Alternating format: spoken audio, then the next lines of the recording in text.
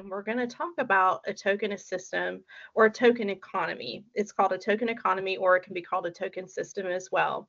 And these are easy ways for us to apply methods of improving behaviors that we want our individuals to engage in by offering them tokens that lead to something that's reinforcing for them. It's very similar to the system that we use in everyday life where we exchange money for goods and services. So again, we're going to be talking about the token system or token economy. And this is a behavior modification system in which people earn tokens for engaging in the desired behaviors. That could be doing homework, that could be taking out trash, that could be brushing teeth, that could be some kind of independent living skill. And they exchange those tokens for rewards or privileges later on.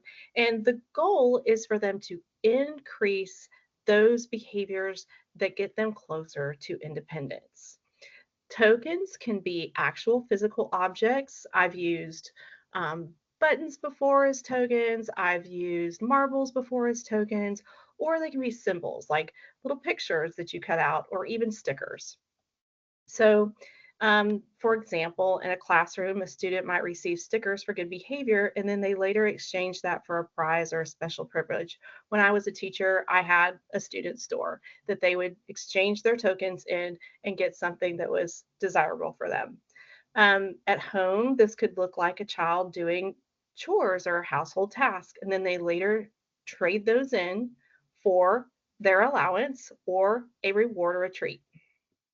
So with our younger learners, a token system usually has a token board to go with it that's a visual representation of where they stand in terms of earning their tokens. That token board also indicates what specific skill that they are working on improving. And when they are engaging in that specific behavior, for this one, it's him staying in his seat, he earns tokens. Once he earns, it looks like 5 tokens, then he's going to get to have lunch with a friend. This is a great example of what a token board might look like for an early learner. But for our older learners, it might need to look a little bit different. So for our older learners, this can look like a calendar where you might just check off the independent living skill that they engaged in. That's the desired behavior. Maybe it's taking out the trash. Maybe it's grooming independently. Maybe it's taking their medication, whatever that skill is that you're looking to improve. And then they get a reward after they get a certain number of checks on that calendar. This tends to be a little more age appropriate visual representation of the token board. Another example might be a punch card. This is really simple and it doesn't have to be really fancy. You could truly just take a piece of paper or a piece of construction paper and laminate it and just use a hole punch and let them know that when they get to 5 or they get to 10, then they get to do a preferred activity.